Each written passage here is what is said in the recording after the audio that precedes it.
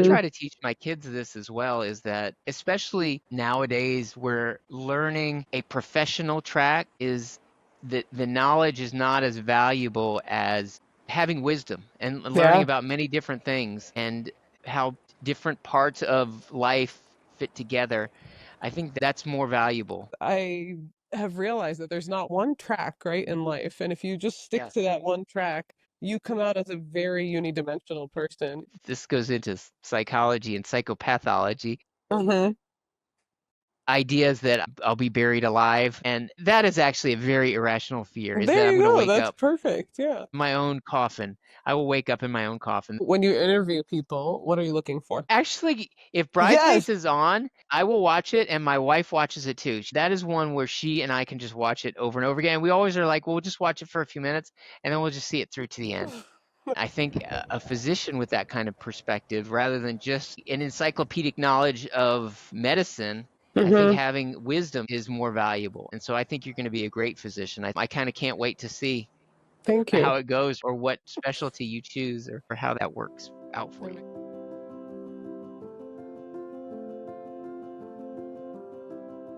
You can't have access to patients unless you have a license and things like that.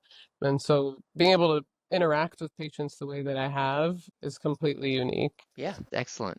I don't get to interact with patients, but I see them in the No. cafeteria. Do you wish that you did? I mean, you taught psychology, right? You never worked in any other patient-facing practice, right? Right. I was in graduate school for clinical psychology, so part of my training was working in a clinic doing psychological therapy, Mm-hmm. psychotherapy, but I decided that research was a better track for what I wanted to do, research and teaching. Mm-hmm. So I ended up not being patient facing at all. And so I really have not had much experience other than that in any patient facing roles. Do you miss the classroom? Do you miss teaching? I do. I was just telling somebody this the other day because I teach these little seminars and one-off classes for different people. And I was Yeah. teaching a class the other day on how people can get biostatistics support and what they need for statistics for their grants. When I was done, I was like, I really miss being in a classroom setting. I miss teaching people. I really enjoy my job now, so I wouldn't trade it to go back to a faculty position. But that part of it I do miss. I really enjoyed teaching. So now when I do that occasionally, it sort of scratches that itch. But Yeah. I would like to do it a little bit more. Do you feel like anything that you were doing when you were teaching, you're still doing today with your staff, or is that completely different? Well, somewhat it's the same because on some level I was running a lab where we were doing research and I was working with a team collaborating. Hmm. That's sort of what I do now. That part is similar, and because the content of what I taught was psychology, that's Mm-hmm. in every aspect of life. So a lot of the things that I learned and I was teaching in psychology, I use every day. I was talking to somebody the other day about artificial intelligence Mm. and the idea of neural networks. And a lot of those ideas come from cognitive psychology. Having taught cognitive Right. psychology helps me to understand it because I do not understand the computer science. That part is way over my head, but having an understanding of what intelligence is and how the brain works and how the brain Yeah. processes information helps to understand the principles behind artificial intelligence. I think you were one of my favorite, no, not one of, you were my favorite professor in college. I wish there were more classes that I could have taken when you were teaching, but you have such a way with getting information to students and in such a way that makes you love the class, even if it's something that you're not interested in per se. So I know that you're very busy, but I think you should totally explore doing teaching, maybe not in a traditional sense, because I think that's a whole other conversation we can get into, but like there's a lot of people that have courses online or they have YouTube and concepts and things like that. So that AI and cognitive psych overlap, you can create your own class and course based on that, and I think you should consider that. I'm just Thank saying. you. Thank you for saying that. I really appreciate it. And it's a good idea. We'll see. We'll see what happens. I'm reading a book right now. It's called The Master Algorithm, and it's all about artificial intelligence, but it's more from the computer science side. So I'm trying to understand it more. I'm trying to learn more. My Okay. title, I'm actually getting a promotion in July to It's called Director of Data Science Shared Resources. Congratulations. Thank you. Long But overdue, I would say. Thank you. But I feel like I really need to understand data science to earn that title. So I'm trying to read and do as much as I can to learn about what data science is, what artificial intelligence is, what machine learning is, so Yeah. that I can do a good job of leading a group of data scientists. Okay. Well, you're doing a great job already, but I think it's always good to expand. What's one thing that you think your current colleagues don't know about you that you feel comfortable? What don't they know about me? A couple of weeks ago, and most people still don't know this about me. You've heard of Moffat's Got Talent, the talent show? Yeah. Okay. So I was in the talent show a couple of weeks ago, and I recited a poem that I wrote. Okay. Even though that was in front of a lot of people at Moffat, and the video of that presentation was sent out to Moffat, I don't think anybody watches it because I think no one still knows that I did that or that I do that. So Well, now that I'm is gonna watch something that it because I. that is something people don't know about me, is that as a hobby, I do write poetry, and that was the first time I ever recited one of my poems in a public setting. I've read some to my family before, but that was the first time I Yeah. had ever done that. So that's definitely something that no one knows. And I thought that I would be outed from that, but evidently either they saw it and it's so cringy that they don't want to say anything to I me, doubt it. or they still don't know that about me. So I we'll think they see. still don't know it, but maybe after this, plus when I link them up, it's got talent, plus all that, well, eventually I'll know. Do you have a specific genre that you write, or is it whatever you're feeling? No, no, it is many different things. So some are serious. This one was specifically about Moffat and the Moffat community.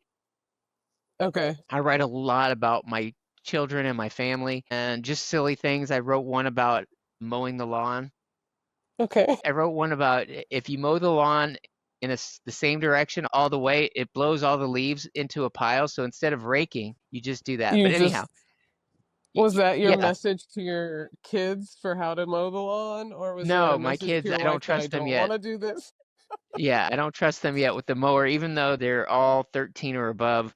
I still don't trust them with it. And I enjoy doing it. So, no, I still do it. And if they want to learn that way, I'll teach them that way. So many Good. different What's your topics. favorite place to write? Place, my office at home. Yeah, I have a nice chair. It's comfortable. And my wife got me a little book. When we got married, she got me a book to write poetry. And at the time, I was writing maybe one per year, but in the last 2 years, I've been writing more. I read this book called Atomic Habits. The book Atomic Habits is all I'm about listening to how. that. Oh, you are listening to that? Awesome. I am listening to it, yeah. Anyhow, then it's all about if you get in the habit of doing a little bit of something every Yeah. single day, eventually you end up with a lot. So I've probably went from writing one or two a year to probably 20, 25 a year. And that's just because I work on it a little bit every day. So I may spend only 10 minutes in a day working on it, but it's fun. It adds By up. the way, going back to tying it back into psychology and how the brain works, the brain works better if you do, especially if it's a task that requires thinking or creativity. It's better if you give yourself a lot of time in between the actual work because you get ideas when you're not thinking about it, or when you're sleeping, your brain is forming connections. So you may actually, even if you're not writing, Hmm. you're getting ideas for writing when you're sleeping, or you're getting ideas for writing when you least expect it, like when you're mowing the lawn, things like that. So I love that. When did you get into writing poetry? I've done a little bit since I was in high school. And like I said, I've done it here and there, but I've done it a lot for the last 2 years. And again, it's because I read that book and I was like, you know Okay. what? I'm just going to work on this a little bit every day and see what comes of it. Like 50 poems later, I finally have a whole bunch. I love it. Are Yeah. you going to do anything with them, or is it personal? You feel like you don't like sharing them with people? It's mostly personal. Most of the time when I share the poems with people, I think it's so unexpected and I'm so in my own head that people don't get it the way I do. Yeah. And I'm sure that's part of the art of writing a good poem is have people take your perspective. But Yeah. I think it's mostly for myself. It's mostly personal. I think if I don't know. We'll see how things go. I did get positive feedback from the people that were at Moffat's Got Talent. And I don't know if that Okay. was just because it was Moffat's Got Talent and people were being supportive, but I did get some feedback that I think was objective, and I think it was good. Okay. What was the objective feedback? Just that the poem captured the essence of Moffat. Okay. Did you just thumb up? Did I thumbs up? I don't know. It does that sometimes when people just. The Yeah, other I day I think was doing this and hearts started flying. I was like, oh, okay.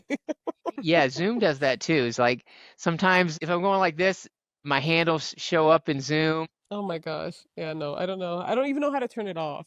I still don't know how to raise my hand in Zoom. I have to just like, I don't know how to use all those things. And I come from a computer background. My dad was a computer engineer.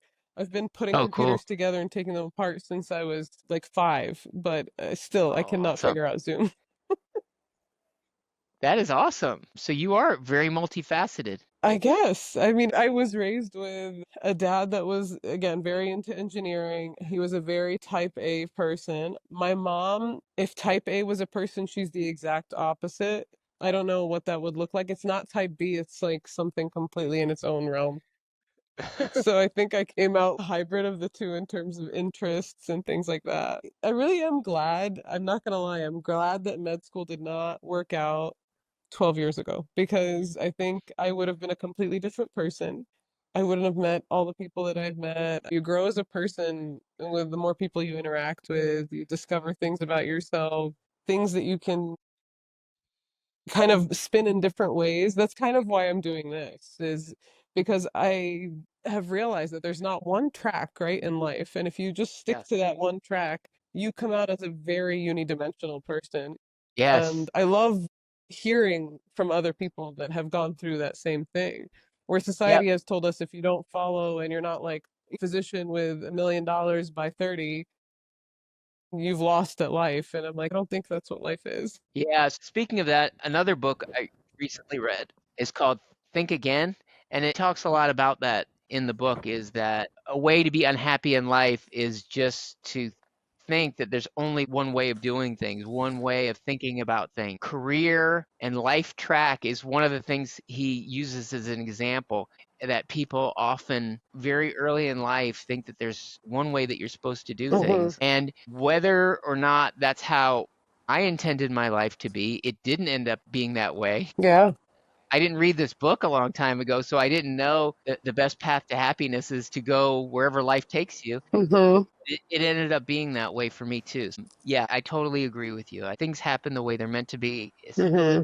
and you can't fight it. You just No. have to go with it. You end up miserable. Do you mind if I ask you a couple questions? I'd I know love you're that. in. Yeah. Okay, so can you tell me more about the podcast and how you got into it, and what is the main purpose of the Yeah. podcast? So it really started just me and a friend were talking, and it was two different conversations. So the first one was I was talking to a friend and I had sent him a voice memo. And he had said, I've been wanting to tell you this for a while. You probably can sing. I was like, I absolutely cannot sing. I can knock this out like right now. I promise you don't want to hear that. He's like, you have this voice that I think people would want to listen to. I'm like, okay, that's a very strange thing to hear or to receive. I'm not good at receiving things. But that kind of stuck with me for a little bit. I think in the back of my mind, I kind of pushed it away. I was like, oh, he's crazy. Like, no, whatever. And then a few months later, I was talking to a friend and we were talking about work and just talking about how I was in that moment where I was like, okay, I don't know. Am I going to apply this year? Am I not going to apply this year? I was getting sick of the whole system, to be honest. We talked about Italy at the time, and I kind of, again, pushed that off to the side.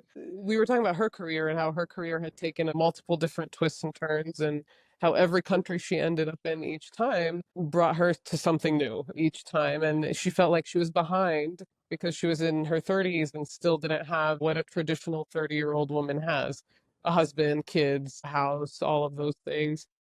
And I was like, no, but look at how fulfilled you are at the end of the day. Like you're chasing something that you love, and this is something that not a lot of people know about. The other thing that was driving me crazy at that same time was I kept telling kids stop majoring in biomedical sciences. I know you want to be a doctor. For the love of God, drop that degree and do something that you love. Because when you're on the flip side of it, you're like, I spent 4 years of my life doing something. I didn't enjoy all of it, and you don't have to enjoy everything that you do. It's not that, but it's like, I didn't need that degree. I could have learned something. I could have majored in a language. Nobody tells you these things. When I was the eldest of immigrant parents, so I had no blueprint in front of me. They were very conservative, so they were like even scared for me to go to USF from living in St. Pete my whole life. They were like, that's too far. Can you go to the community college here until you're older? Every delay in my life has happened because I was fighting that in a way while still respecting their norms, their cultures, and the things that make them feel safe. So it was like balancing those two, realizing that there's not a single path, and then really also realizing that people go into college and they have an idea of where they want to end up. They have that picture in their mind, but nobody ever thinks about the in betweens, like what happens. And I wish that I had somebody that had told me that when I was in those shoes. So anytime I would do like a career fair, my school would ask me to come by or anything like that, that was my messaging to a lot of the kids. And they would be like, why? That's what everybody says. And, my pre-med advisor said this and blah, blah, blah. And I'm like, but your pre-med advisor is also not signing your entrance to med school. They're not actually guaranteeing anything for you. And I'm telling you, you can still go to med school and you can still go to dental school and you can still be all these things. Do something that makes you grow as a person, because I would rather have a physician that is more well-rounded treating me than somebody who's just tunnel vision and has never experienced anything, has zero empathy or understanding for the world and people that do different things in the world and things like that. So that's really what sparked this. I was like, okay. And then I thought, you have a voice that could maybe do something. I definitely can't sing and I don't want to. That's not going to deliver any messages. But I felt like this might be a fun way for me to talk to people and highlight people who may have not had somebody highlighting them, or people just don't know about your journeys, but I know because Yeah, you've encountered these people over time. So that was kind of where this came from. that's awesome. I agree totally that you have a great voice. And it's funny because I encounter people at Moffat who have great voices. And going back to poetry, when I listen to how my voice sounds, I wish I could hire people to read my poetry because their voices sound so good. And if I could just teach them how to say it, I think it would sound better. Are you going to keep doing the podcast? Do you think you'll be able to keep it up?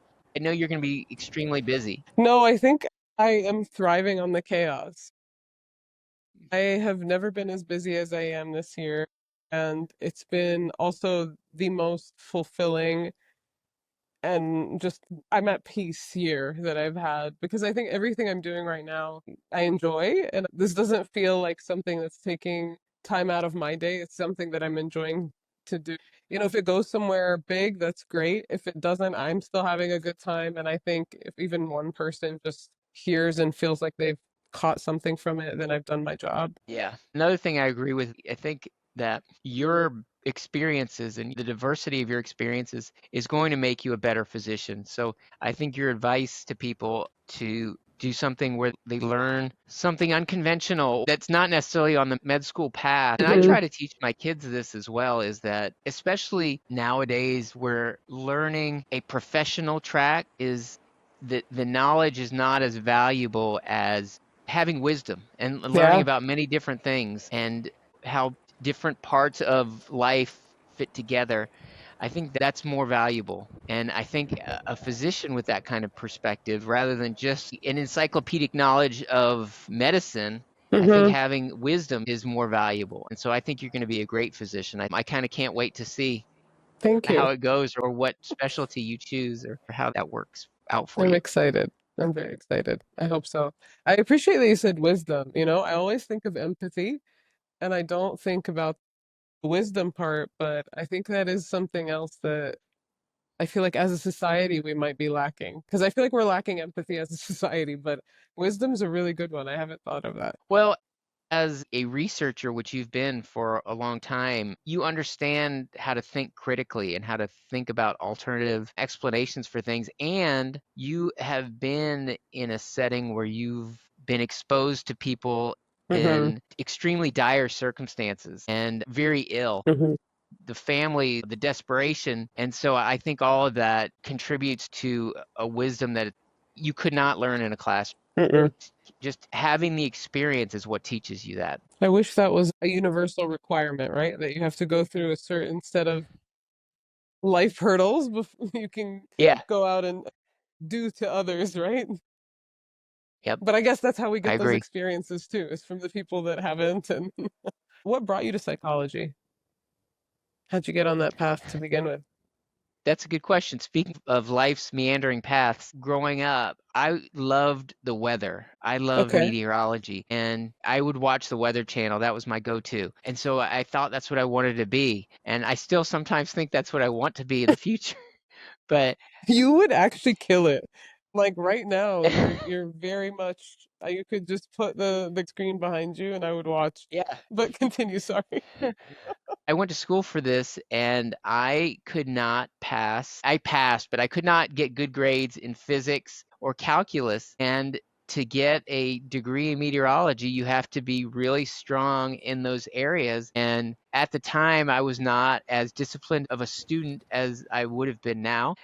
I was not disciplined enough to get through those classes, but I was doing well in my psychology classes. So I took the path of least resistance Yeah. and I took psychology. I switched to a psychology major. I switched schools and I did really well in psychology. And I ended up working in a research lab with some excellent role models. And I wanted to be like them. So they all had PhDs, and I wanted to do what they did. And that is what led me to graduate school in psychology. And like I told you earlier, I thought research was the best place for me. I worked in jobs and research and I took the faculty position and I enjoyed doing that. So that's how I ended up in psychology. Okay. And have you been in Florida your whole life? No, Okay. started out in Maryland Hmm. and my first 11 years were in Maryland.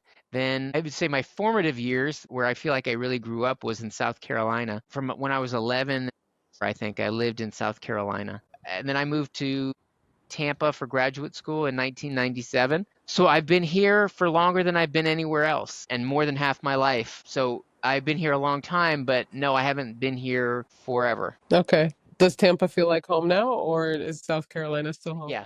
Tampa's home. Yeah, Okay. absolutely. It feels like home. Mainly because, like I said, I've lived here for more than half my life and met my wife here, got married, had 5 kids here. So most of my fond life memories are here. Yeah. How old are your kids? My youngest just turned 13 last weekend, and my oldest will be 22 in September. Oh, they're all close in age. I love that. Yeah, they're pretty close. Yeah. Okay. Nice. Do they all still live in Tampa, or are they going to school far? My oldest son goes to school in Connecticut, and Okay. my second son goes to University of Florida. My oldest son is in New York for an internship this summer, so he's not home, but my second son is home. The next two are in high school, and then the fifth one is going to be in 8th grade. Nice. And so you have how many girls, how many boys? They're all boys. All boys. Oh my gosh. Yeah. You have a basketball Yeah, team there. we have a basketball team. It's funny when we had four, everybody would say, "Oh, you just need one more and you'll have a Just one basketball more. team." And I would say, "What about me?" I said, "I am the You're the fifth coach. player. We have a basketball team." Yeah, I'm the player coach. But then we had five, and so yes, we do have a basketball team, and they all play basketball. Some are really good, and some are okay. Okay. We'll let them figure out who's okay and who's Yeah. okay. Do you play basketball? Yeah, I played a lot of basketball Okay. growing up. I was small, so I didn't play in high school or college Okay. or anything like that, but I played with my friends. And yes, I enjoyed it very much. I think I'd Hmm. say that was probably my favorite sport growing up. My favorite sport to watch or coach, which I've done a lot of because I Yeah. have all these boys, is baseball. I played baseball and I coached a lot of baseball. Okay. Nice. I love that they all came out athletic though, because sometimes you don't get them all in the same boat. You have like half and half. Yeah, they have varying degrees of athleticism. I'd say two are very naturally athletic, and Hmm. they're probably the two with the least interest in competing, which is That's how it disappointing to always me, but is. not too disappointing. And then our fourth son, he doesn't like to run at all. So that takes away a lot of sports, A lot of them. but he is a golfer now and he loves golfing and he golfs all the time. And golf is a sport where you don't have to run at all. So it's Yeah. perfect. Some would say it's not a sport, but that's But it is entertaining and it does stimulate the mind. Yeah, he gets exercise. He walks the course. He doesn't He ride in the doesn't. cart. Okay, all right. He's a walker. What do you think the biggest shift has been in all your years of teaching? Like students when you started versus students when you were wrapping up? Yeah, well, so my primary teaching years were there was 11 years where I was at USF Sarasota Manatee and I did Mm-hmm. most of my teaching. I wouldn't say there's a whole lot of difference. I don't know, I'm still pretty removed from it. Mm, Now, obviously, there's so much more digitally based. mm-hmm. So I think there'd be differences now. I don't know how it used to be. I know that within classes, there was always a wide spectrum of the amount of internal motivation for doing well. So you have students like yourself who are very internally motivated and work hard and study. And then you have other students who, like we were mentioning before, are probably immature and young and just following a path that they're not really thinking too much about. You have different levels of responsibility that people take. So I'd have some students that would, when I'd get my evaluations, I would say best evaluations were when you get a strong evaluation from someone that didn't do so well. So, Mm-hmm. like a strong evaluation from someone who got a B or a C really means a lot. Someone that says something nice about your teaching and what they learned, even if they didn't get a good grade. Mm-hmm. And then some people who didn't get good grades would blame the instructor and the class. I always wanted to say to them, well, there were 10 people that got A's in the class, and it was the same exact class that you had. I don't think I ever noticed much of a change over time, but within a moment of time, within a class, there's always a wide spectrum of students and their Mm-hmm. motivations and their level of responsibility, how hard they work. There's always those differences within class. What was the best and the worst experience that first come to mind while you were teaching? When I was teaching, one student called me an a-hole. Why? To your face in an evaluation? Yeah, it wasn't literally to my face. He said it under his breath to me. I don't exactly remember why. I think he might have been cheating or something, and I think I told him to keep his eye on his paper or something like that. Oh my God. My best, probably I won a Teacher of the Year award in, I don't even remember what year it was, but it was one of my years at USF Sarasota Mm-hmm. Manatee. And the reason that is, I just am very happy. It was voted on by students, so Mm-hmm.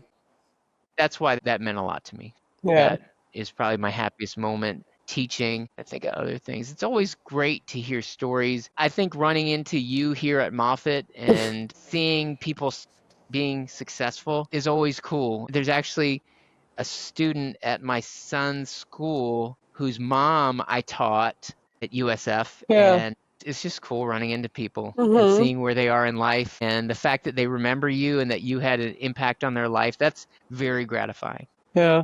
I'm sure there are a lot out there that may have not expressed it or you don't know about, but your classes were definitely memorable and you cared. I remember after taking your classes, anytime I would recommend your classes to anybody, I would preface them with, he's gonna expect you to work. Like, I'm not telling you this.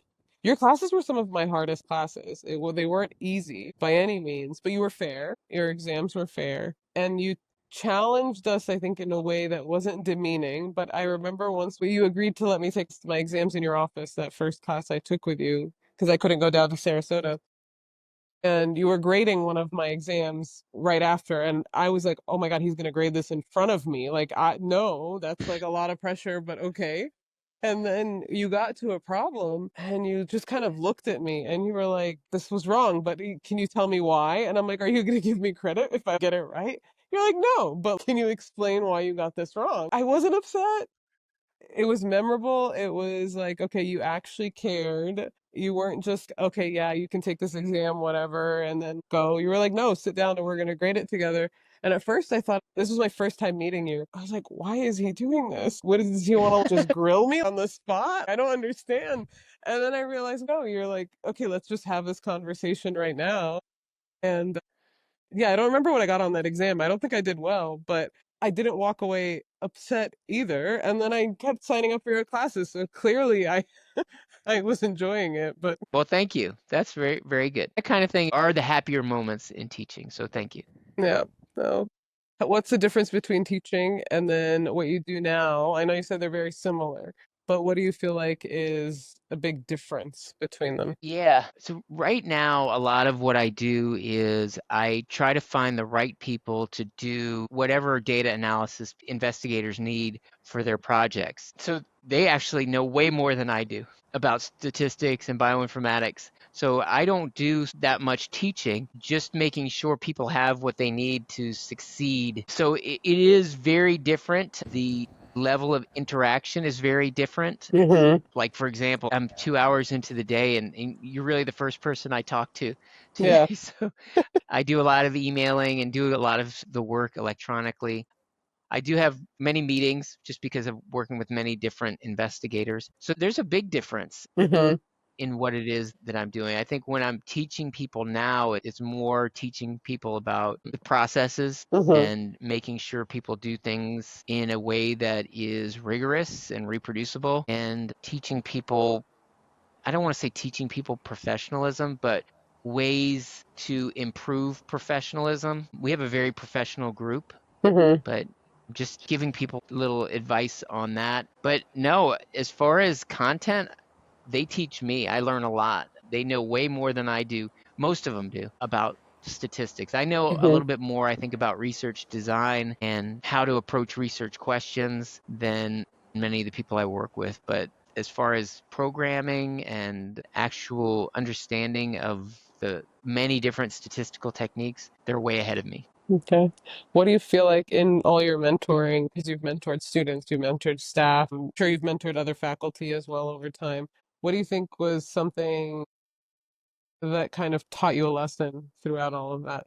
Like something maybe you did that you would have taken back or you would have done differently? I would say there aren't too many things that I regret doing because even when I make a mistake, I learn. But there are Hmm. some things that are such big mistakes that you really wish. I would say there are hiring things that when you hire the wrong person, that can Yeah. be very difficult and regrettable. And so I think you learn a lot from doing that. Your questioning is making me think of different things now. And so now I would say my mentorship and my what people are learning from me is leadership. Hmm. So I started out here at Moffitt. When I left teaching at USF Sarasota Manatee, I was the manager of the biostatistics shared resource, or we called it the biostatistics core. Hmm. And that was my first time actually being a boss, like where I had people directly reporting to me. And since then, biostatistics merged with bioinformatics, so that doubled the size of the group. And now I'm having this new position, but now I have leaders. It's not just statisticians who report to me, but leaders who report to me. Hmm. And so my mentorship is moving toward leading and the best ways to lead. And a lot of the same things that you just mentioned about teaching are what's important in leadership, and that's caring, knowing either your students or your staff, knowing who they are, knowing what their goals are, where they want to take their careers, what they are doing outside of work. And that also ties into what I was telling you earlier about learning about people's biography and their background and their hobbies.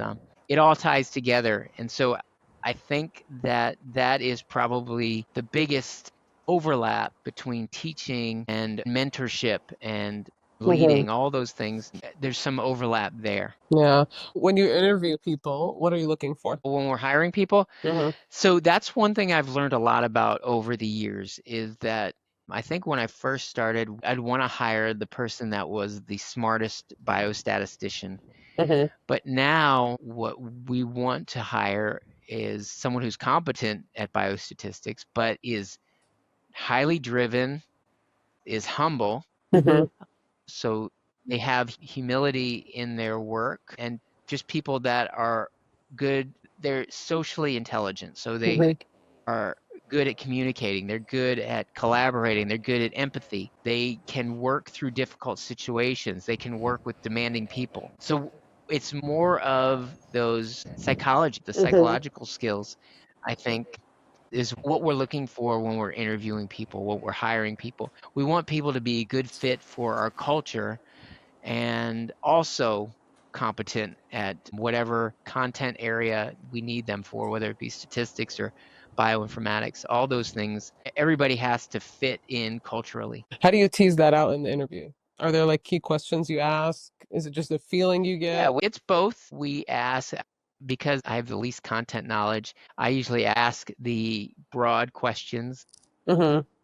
about some of these intangible skills. And then we have people who interview and can ask more technical questions. And really, how people answer questions tells us a lot. When we interview people, we have them meet with their colleagues, they'll meet with investigators, they'll meet with faculty here in the biostatistics and bioinformatics department, and all of the leaders in our group, so that everybody can get a feel. And also, we get input from the administrative assistants who schedule all of their itineraries Hmm.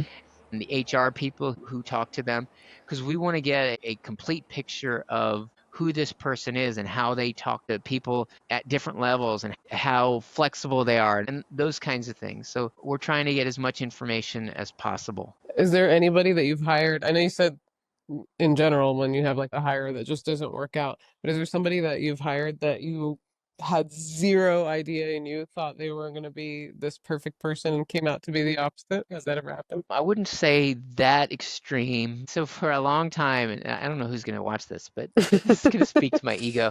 The people that weren't working out in our group, they weren't people that I hired. Mm. But then over time, there You have been are a a couple psych people that I've hired. background, so you should be better at hiring. I would be concerned if you weren't. I hope so. There are a couple people that have not worked out as well. And actually, what has happened, fortunately, is a lot of people self select out.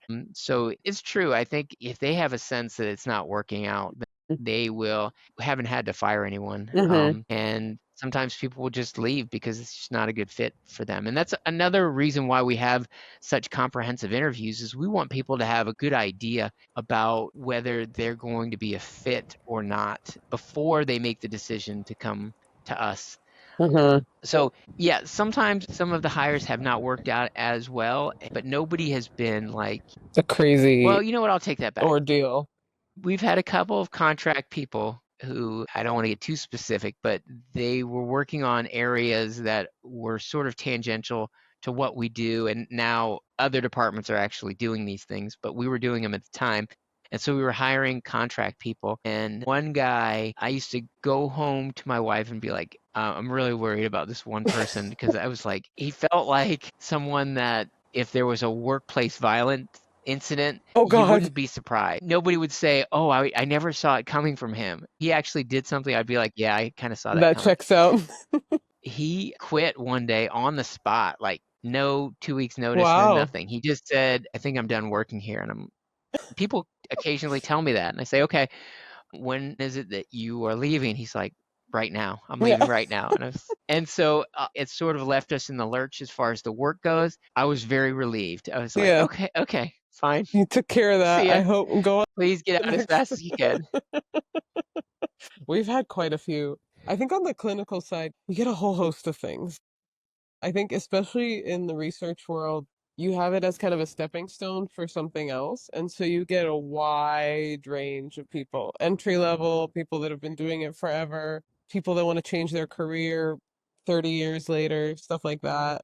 No, we've had quite a few. Falling asleep for no reason, feet up on the desk, Netflix on, blanket, ignoring patient calls, people straight up Yeah. telling you, I'm not going to deal with that. Yeah. So I will make a confession, and this along the lines of what people may not know about me is I do take about a 5 minute nap every day. And I was in a cubicle for a long time, and it made it very difficult. But now I'm in an office where I can shut the door, and I don't know, after lunch, it feels like narcolepsy would feel like, I would imagine. I can't even help it, but it's only like 3 minutes, 5 minutes is all I need, and I'm good to You're go for the back. rest of the day.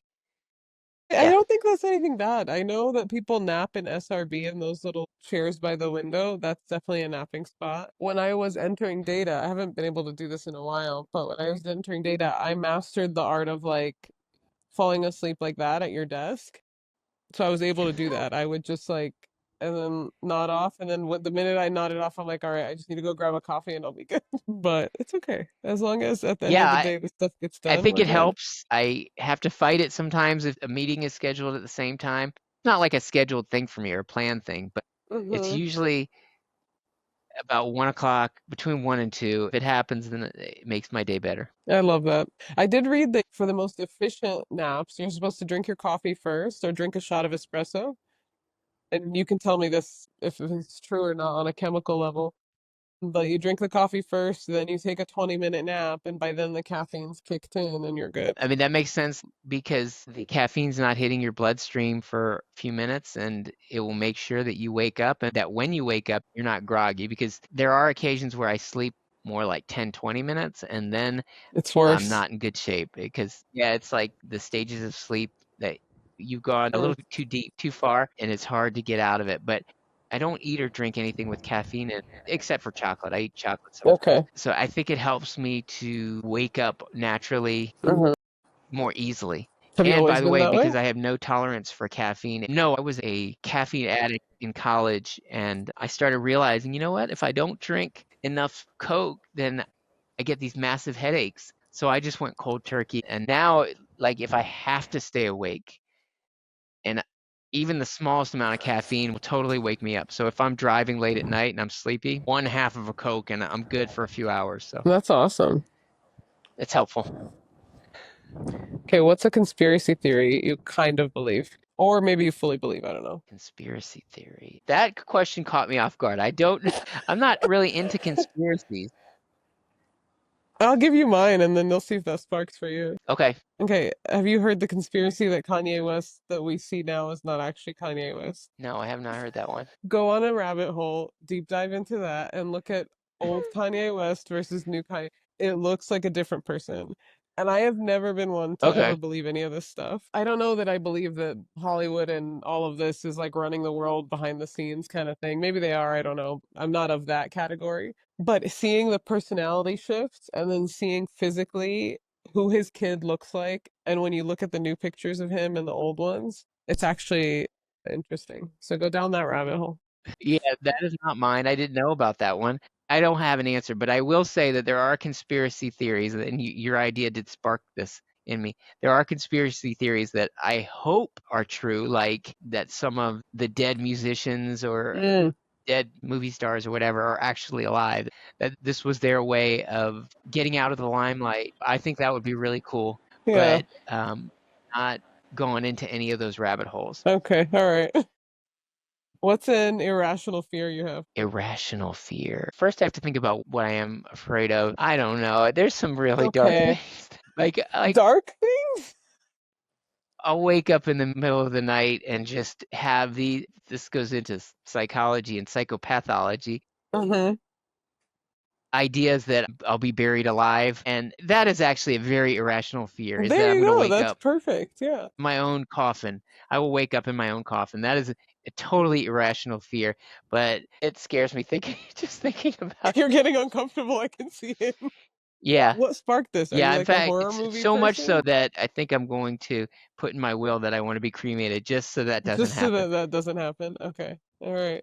Are you a horror movie junkie or no? I used to like them a little bit, Mm. but when we had children, life was already so on edge and so nerve-wracking that pretty much anything beyond a Disney movie was too much at the time. Uh-huh. So slowly getting into more of that, but I'm not into true horror movies. Like I watched the trailer to The Nun, and just watching that, I feel like gave me nightmares. Mm-hmm. Yeah, I'm not a horror I movie. don't want to be unnecessarily scared. Being scared is aversive to me. I So I like that. don't want to I'm be scared of being unnecessarily scared. scared. That's like never say never. Yeah. Okay, if you could DJ and also have a background show all the time for all your staff, what would it be? Like what channel on Spotify are we going on? I have started to create a playlist with all of my different. This is probably going to be way more of an answer than you had bargained for. No, I'd love to hear it. I'm sure everybody thinks their musical interests are eclectic, but I have a very diverse playlist of all my favorite songs that I have on one playlist. But Hmm. each day, my wife probably thinks it's a little bit on the spectrum, but each day I listen to a different like Pandora station. So, Okay. and I usually do it because I make dinner. I usually make the cook at our house, so I make dinner, Hmm. and so I like listening to music. So on Mondays I listen to Tom Petty radio. So not just Tom Petty, but Tom Petty radio. So it's all the music like Tom Petty. Tuesday it's the Cure radio. Wednesday it is Allman Brothers radio. I don't know what Okay. I listen to. On Thursdays, I usually don't cook, but Fridays, I listen to Bob Marley radio. Saturdays, I listen to the Ramones radio. And then when I'm running or exercising, I listen to Bee Gees radio. Okay. So it is different. And my kids say it's all the same to them. So it may not be all that eclectic, but to me, they're of music. It's mostly rock music. I do listen to some country music, not much. I listen to a little bit of rap music, not much. All the rap music I listen to is from the 90s or I was 80s. gonna say like old rap. I'm not into the new stuff. Yeah, me too. I can't listen to the new stuff. Is there a show like a comfort show that you have that's always on in the background? I have different go-to comfort shows, and again, it depends on the mood. I watch way more TV than you would expect, just because I consider myself a busy person, but I Hmm. do watch. It's like atomic habit. I watch a little bit of TV every day, so it ends up being a lot. But if I really just want a comfort show, it's probably like House Hunters, something like Okay. that on Yeah. HGTV. I'll watch something on the Food Network, like Chopped is a Mhm. show I watch on the Food Network. I can watch Seinfeld. I've watched them all. I've probably watched them all multiple times. I can watch that over and over again. Yeah. Those are my comfort shows, TV that I watch. But there's comfort movies that I watch, and this drives my wife crazy. Is like if A Few Good Men is on, I will watch that no matter what. Like I It's a can good watch one. that 100 times. I don't know why. Yeah. I just watch it. My Cousin Vinny, and these are not even the best movies. I just don't know why. I can just sit there and watch it. Okay. Is Moneyball is like Bridesmaids that. on the list? Bridesmaids. Actually, if Yes. Bridesmaids is on, I will watch it, and my wife watches it too. That is one where she and I can just watch it over and over again. We always are like, well, we'll just watch it for a few minutes, and then we'll just see it through to the end. Okay, good. I'm glad. That's a good one. Yeah, yeah. This will Bridesmaids make is or great. break my opinion on you.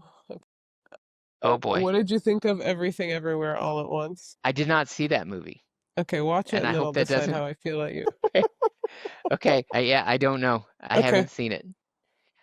I've watched a lot more Oscar movies this year than in previous years. Now that the kids are getting older, we're able to watch more Yeah. current movies. For a while, we were totally into Pixar and Disney. Yeah.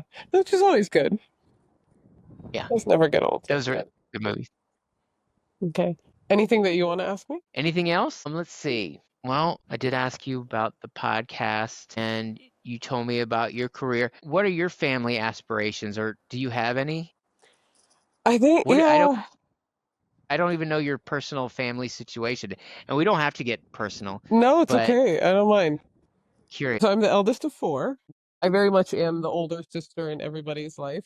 So I'm not gonna lie, I'm tired. If I'm going to start my own personal family, it's gonna have to be somebody that's gonna come into my life that's going to make it a little bit easier. Yeah. So in terms of relationships, not in one, open to it completely.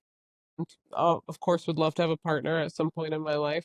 I don't have a timeline on it. I don't That's have nice. kind of if it happens at the right time, the right person, Yeah. sure. The past few years I've just been traveling a lot, work's been a lot.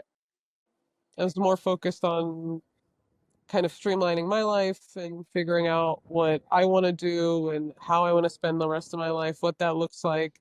And I think in the past few years, I've gotten to a point where I'm completely content, but also completely content with not planning anymore, right? Like I'm going with planning what you can within reason and leaving everything else up to the universe to figure out when it's meant to be. So I guess that's kind of family aspirations.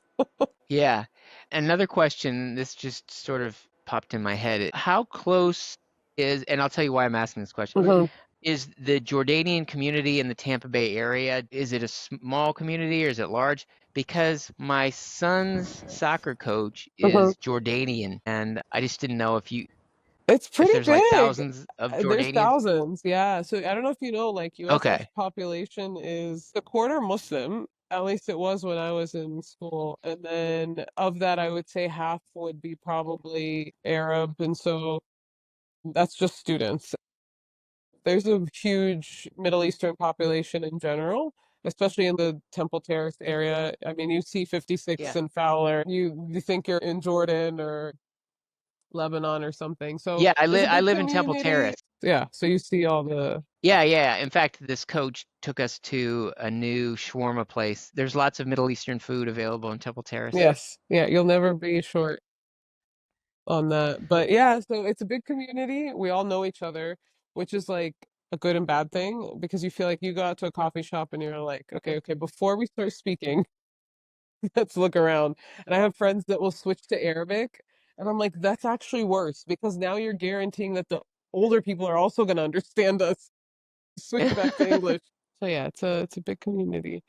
And when you grow up there, I was born in St. Pete, grew up between St. Pete and Tampa, so I've been in the Tampa Bay area my entire life. So yeah, yeah. Well, this guy's name is his name is I don't know if this was his given name, but his name is Mike. His name is And definitely not Mike.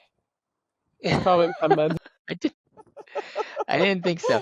Um, I mean, I know the last name, but that's a very generic. That's you just said Mike Smith to me, so I'll have to. okay, all right, all right. Well, he owns a like a tree trimming company. Okay, last question I have for you, and then if you have any questions for me, let me know. Okay, any advice that you want to leave people with, either a one-liner or anything. I feel like this whole conversation has been good advice, whether it be, especially when we were talking about the different paths that people can take in life. I think that what you said about gaining different experiences, I think that's the best advice I would give to anyone is live as much of life in different parts of life as you can. So whether it be obviously with work, but education, learning as many things as possible, volunteering, and not just volunteering for the sake of doing good for the community, but volunteering to learn about different parts of the community.